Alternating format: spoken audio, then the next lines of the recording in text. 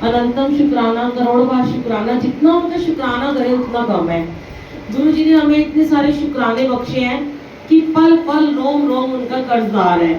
क्योंकि जे तू ना फड़दा साडी बाह असा रुल जाना सी, सानू किधरे ना मिलदी था असा रुल जाना सी, ना नचदी टपदी ए जिंदगानी होनी सी, साडे जीवन दी फिर होर कहानी होनी सी।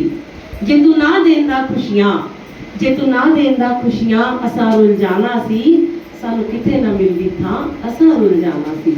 हर एक की यही दुआ होती है कि गुरु जी हमें अपनी चरनी लगा लो, गुरु जी महाराज हमें अपना बना लो। क्योंकि कहती है संगत जी, जब सारी दुनिया के दरवाजे बंद हो जाते हैं ना, तो हमारे मालिक हमारे जय गुरु जी का दरवाजा खुलता है। आप देखो भटक भटक के हम कितनी जगहों पे भटकते हैं, सर मारते हैं, दवाइयां लेते हैं, हमारी प्रॉब्लम्स खत्म नहीं होती हैं। हम जितनी मर्जी कोशिश कर लें, गुरुजी कहते हैं डॉक्टर से दवाई तो आपको लेनी है जरूर, लेकिन ब्लेसिंग तो मैं ही दूंगा।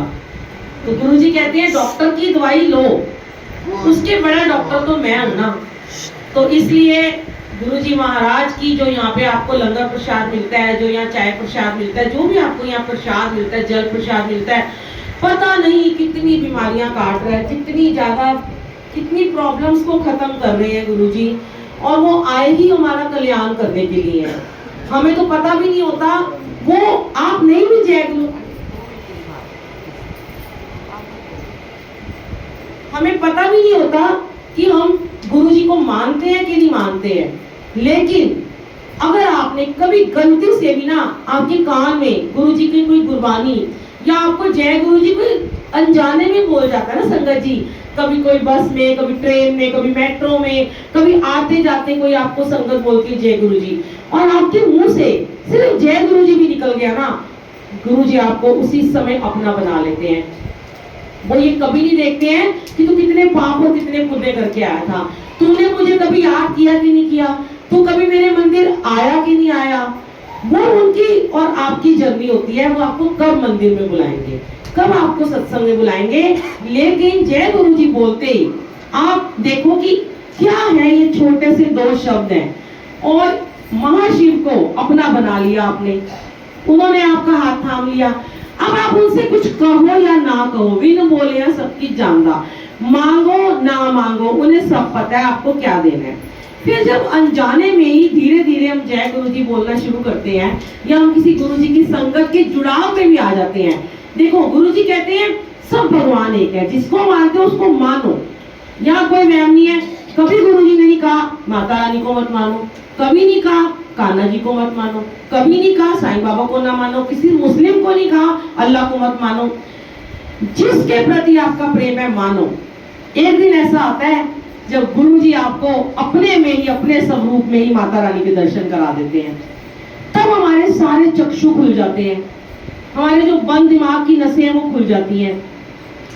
गुरु जी ने कल ही, मैं एक लाइन ऐसी मेरे मन में आई रात में, मैंने नींद में उठ के लिखी, तो मैंने सोचा था उसको सत्संग बनाऊंगी पर बना नहीं पाई। तो एक लाइन ऐसी आई, गुरु जी कहते हैं चंगे चंगे को सीधा कर देता है। इतने टेढ़े मेढ़े लोग थे ना, जो सिर्फ अपनी रॉ में, अपनी मैं में जीते थे कि मैं ही मैं हूं बस, उनको भी उन्होंने तीर की तरह सीधा कर दिया है। उनमें से एक मैं भी हूं।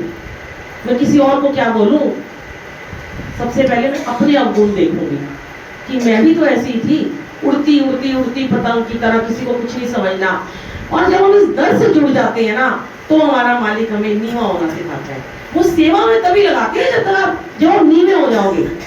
आपको कोई भी भगवान की सेवा करनी है ना, आपको नीवा तो होना ही पड़ेगा। अगर आप नीवे नहीं हो और फिर सेवा करी जा रहे हो, कोई फायदा नहीं है। रोज जाप करो, सत्संग करो, कीर्तन करो, मंदिर जाओ, कुछ भी कर लो, लेकिन नीवापन कब आता है? गुरु की संगत की सेवा करके, गुरु के संगत के जोड़ों की सेवा करके, गुरु के संगत के जूठे बर्तन उठा के, उनके बर्तन मांज के, और उनको हर संगत में गुरु का रूप दे। हर संगत में परमात्मा है। तो जब आप सब में संगत में गुरु भगवान को देख लोगे ना, आप कभी किसी का दिल नहीं दुखा पाओगे।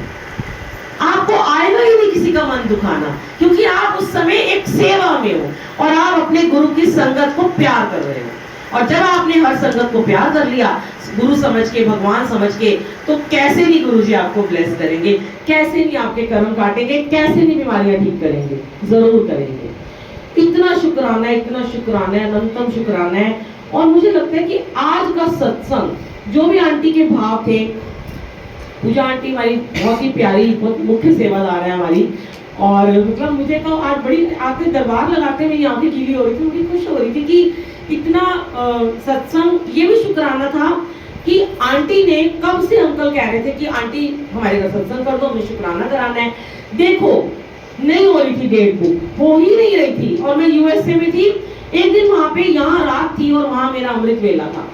मैंने अमृत वेला में लिस्ट बना रही थी मैं अपनी 2 महीने की, और मैंने अपने आप पूजा आंटी को 22 अक्टूबर लिख के उसके आगे स्माइली बना दिया और वो मैंने भेज दी सबको।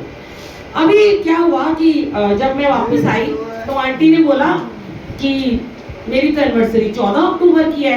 मैंने कहा कोई नहीं, जब गुरुजी आएंगे तभी एनिवर्सरी मना लेना।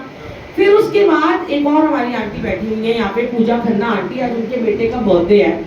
तो आंटी ने मुझे आंटी ने आपस में बात कर ली, देखो ये कोई सत्संग ही है।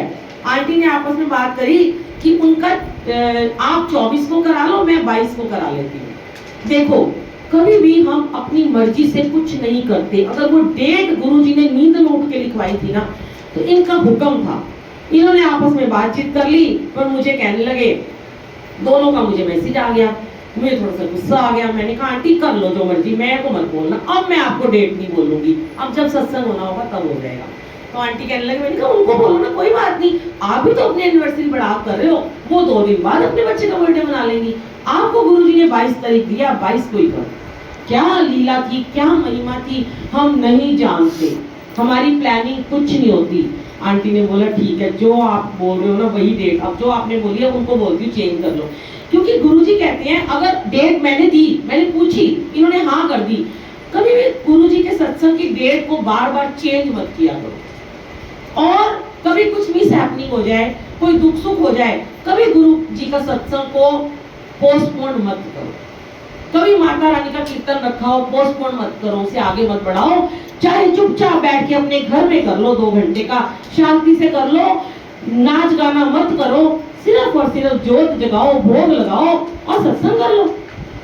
किसने कहा कि सबको बुलाने की जरूरत है? गुरुजी को बुलाना है ना। अब गुरु को इनवाइट कर लिया, इस डेट को हमें बुलाना है, और फिर कह रहे गुरुजी ऐसे कर रहे हो, तुम मत आना, वो नहीं आएंगे फिर आपके घर में, फिर वो रुक जाएंगे, फिर वो कहेंगे अब तो मेरी मर्जी चलेगी, अब जब मैं चाहूंगा तब आऊंगा। तो इस दर पे आता वही है जिसको ये बुलाते हैं। इतनी बड़ी सोसाइटी है, हो सकता है सारे आए हो सकता है कुछ ना भी आए हो। संगत जी कई बार हम घर से तैयार होके निकलते हैं, गेट के अंदर भी आ जाएंगे, गाड़ी लगा लोगे, चप्पलें भी उतार दोगे, फोन आ जाएगा, घर आ जाओ, कुछ हो गया है।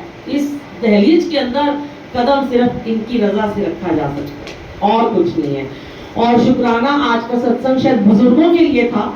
आंटी ने मुझे कहा कि मेरे यहाँ थोड़ी बड़े उम्र की है। मैं तो वैसे आप लोगों को बड़ी उम्र की मानती नहीं हूँ, क्योंकि मैं भी बड़ी उम्र की हूँ। मैं अपने आप को हमेशा स्वीट 16 ही कहती हूँ, तो अपने आप को मुझे छोटी उम्र नहीं कहना चाहिए, कि गुरुजी बैठे हैं। छोटी उम्र कितना अच्छा लगता है ना ये कहना, मैं स्वीट 16 हूँ, कहने को तो बड़े खुश हो जाओगे, लेकिन अगर स्वीट 16 हो तो बैठा करो ना जमीन के ऊपर। फिर बुजुर्ग लोग बैठते हैं कुर्सियों के ऊपर। सच बता रही हूँ, आप जितने मर्जी आज के बाद कभी गुरु जी के सत्संग में जाओ या किसी भी भगवान के दर पे जाओ ना संगत जी, प्लीज इसको अन्यथा मत लेना। मेरी आपसे कोई दुश्मनी भी नहीं है और मैं आपको कोई पिन आउट नहीं कर रही हूँ, लेकिन मालिक के चरणों में अगर बैठोगे, मैं इतनी बीमार रहती थी, अभी भी मेरा ये वाला नी है ना, मैं बैठ नहीं सकती ना, मैं खड़ी हो सकती थी। इन्होंने ठीक किया, सिर्फ जमीन पे बिठा के लंगर खिला के सेवा में खड़ा करके 8-8 घंटे की सेवा बख्शी हुई है। क्योंकि पहले हमने सिर्फ ये 4 कुर्सियां लगाई थी, तो आती गई कुर्सियां आती गई। जब हमें चेयर नजर आती है ना तो हम बैठते हैं। देखो कोई कह रहा था हम बाहर खड़े हो जाएंगे, कितनी देर खड़े रहोगे? 2 घंटे खड़े हो सकते हो? जब कुछ नहीं मिलेगा ना बैठना ही पड़ेगा। अब पहले जमाने में क्या होता था, मंदिरों में कोई कुर्सियां स्टूल होते थे, सारे तो जमीन पे बैठते थे, सोते भी जमीन पे थे। बड़े मंदिर जाओ, किसी मंदिर में चल जाओ, झंडे वाले मंदिर चल जाओ, कुर्सियां आपको एक साइड में मिलेगी, साइड में लगी हुई बाहर, कि हाँ बुजुर्ग लोग कुछ नहीं बैठ सकते, लेकिन आज लगी हुई है। गुरुजी के टाइम पे कोई कुर्सी कोई मूड़ा नहीं था। गुरुजी कहते थे तुम यहाँ आते ही अपने घुटने ठीक कराने हो, तुम आते ही अपनी बैक पेन ठीक कराने हो, अपने सर्वाइकल अपनी स्लिप डिस्क ठीक कराने आते हो। जब तुम मेरे दरबार में आके मुझ पे भरोसा ही नहीं करते हो, मुझे सरेंडर ही नहीं करते हो, तो मैं तुम्हें ठीक कैसे करूंगा? एक बार करके देखना। और मैं क्या क्या आपको सुनाऊं। जय गुरु जी। इतने